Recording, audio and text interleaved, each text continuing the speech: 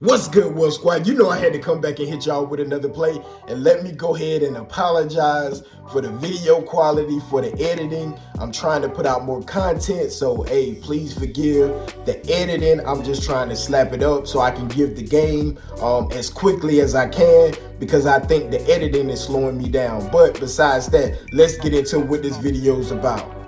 All right, so on this one, I want to document my journey to getting my first real estate deal, right, in the year of 2022. Now, you know, on this channel, I'm always vouching for Amazon. I love Amazon. I think that's a great vehicle to get into investments, whether it's the stock market, real estate, whatever you want to get into.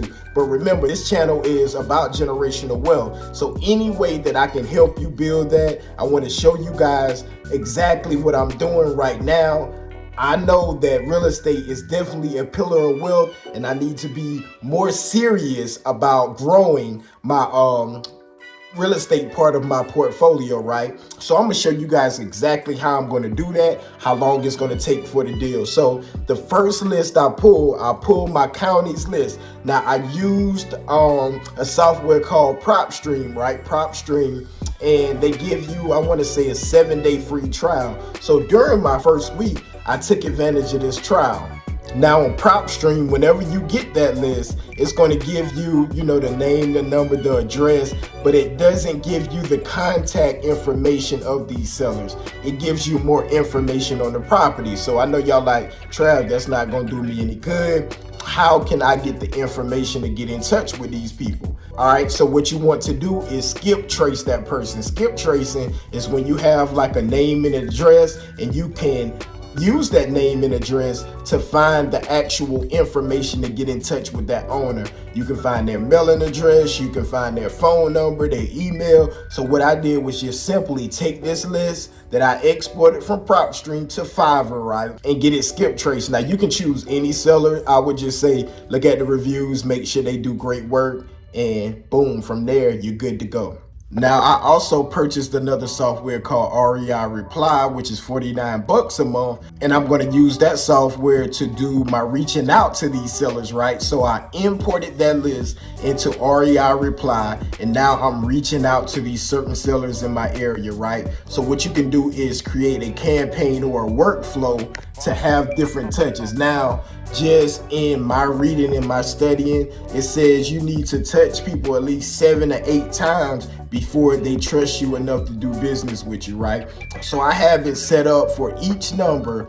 I'm going to hit them with a ringless voicemail first. What's a ringless voicemail? That's when the system actually dials the number of the owner, right? And it goes straight to voicemail, and you can leave a generic voicemail like, hey, my name is Travis. I'm interested in purchasing property in the area. I seen address 123 Main Street, and I was wondering if you would consider an offer for your property, right?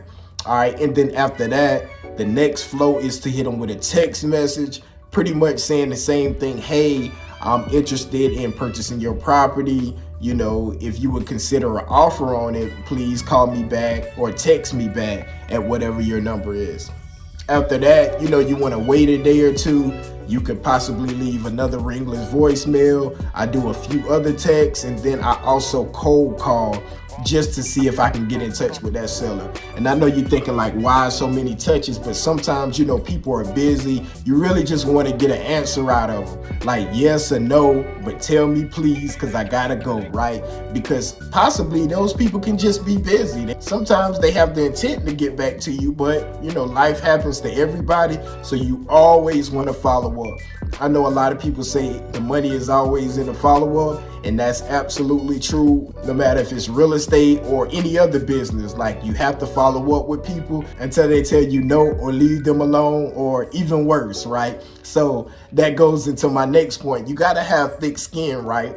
A lot of people are scared to reach out to sellers, to cold call, to interact with complete strangers. But sometimes you have to do what others want to get what others will never get in the future, right? And I know I wasn't as smooth with that as I was supposed to be, but you know what I'm saying? We got to do what other people aren't willing to do so we can live that lifestyle that other people can't live in the future, right? So you have to separate yourself and become that 1% to get those fast results, right? So you got to put on your big boy or your big girl pants.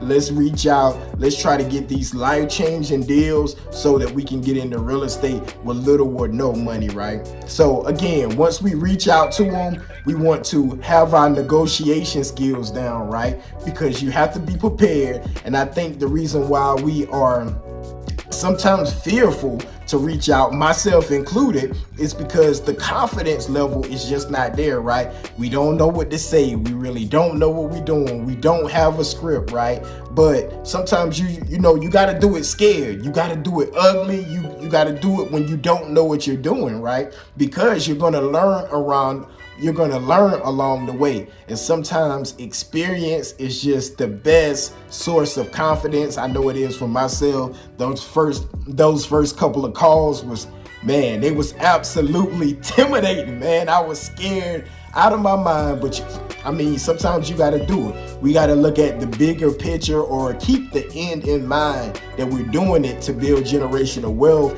You got to think about your why, and let's keep that into perspective, right? So we want to reach out to these people, negotiate a deep discount for these properties, right? Or we can buy on terms and sell on terms also.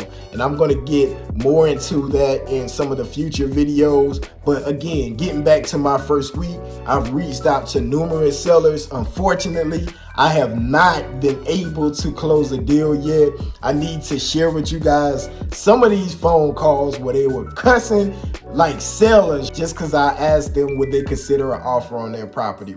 So you got to let it roll off you like water on the duck bag. You know what I'm saying? That's one of them country town sayings. You got to be tough. You got to be focused, right? So if they tell you no, you just keep going on to the next one until you lock up that first deal under contract, right? And whether you're wholesaling or you're buying on terms and selling on terms, it doesn't matter. It's all creative, and we don't need that much money. And I know you may be thinking like, how in the world, you know, if I do get a property under contract, how am I going to be able to come up with the money to close the deal? Man, it's something about business. I've been talking to a lot of my high-level entrepreneur friends, is that whenever you get a deal, it seems like the money finds you. And I know that probably doesn't make any sense, you know, to nobody, to someone who hasn't been in that position. But if the deal is good enough, once you take it to the marketplace, you're going to have money flying at you left and right. And what do I mean by the marketplace? Like, you can put it on Craigslist, you can put it on Facebook Marketplace, another big real estate community like Bigger Pockets. Every real estate outlet that you can find, put it on there and see how fast these cash buyers come to you. So definitely don't knock it till you try it. Trust the process. And like I said, I'm going to document my process here. I've been able to, like I said, talk to plenty of sellers. Most want full cash offer at retail value.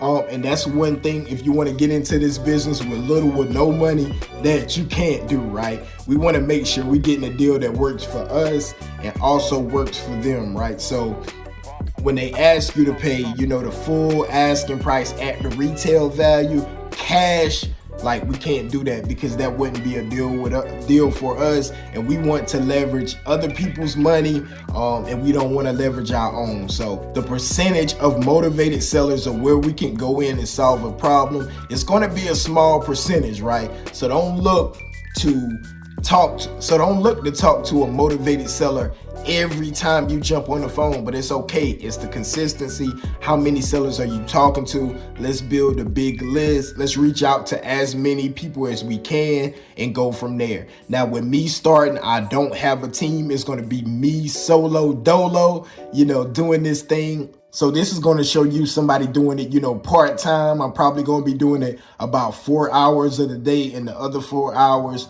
managing my Amazon business that I have, that I've been talking about. So it's going to show you guys in the trenches, the real deal. I've reached out to a total of 2,000, probably about 2,500 sellers so far, and actually got in contact, I would say, with about 100 or 200. Haven't been able to work a deal out yet. It's high competition in the area that I'm in. So if you guys have any tips or tricks to help a newbie creative strategy investor lock up that first deal. Let's share, let's grow together. Like I said, I'm gonna keep you guys updated.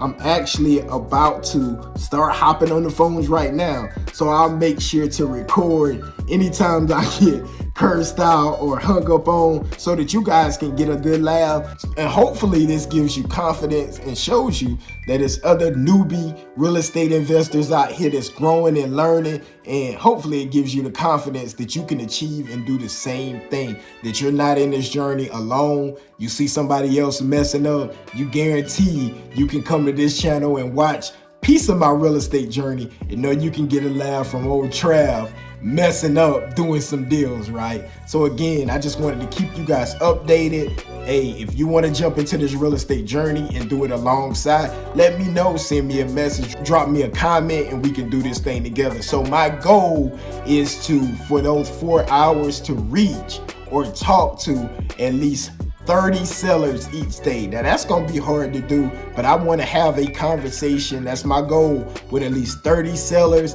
and to make at least 5 offers each day. Can I do it? I don't know. Tomorrow I will come on and update you on whether that was possible or not and what I was able to actually get accomplished. Y'all be blessed. And if you think my content is valuable or you want to stay along with the journey, hit that like, hit that subscribe button. I appreciate you guys. Y'all be blessed. I love you all. See you on the next one.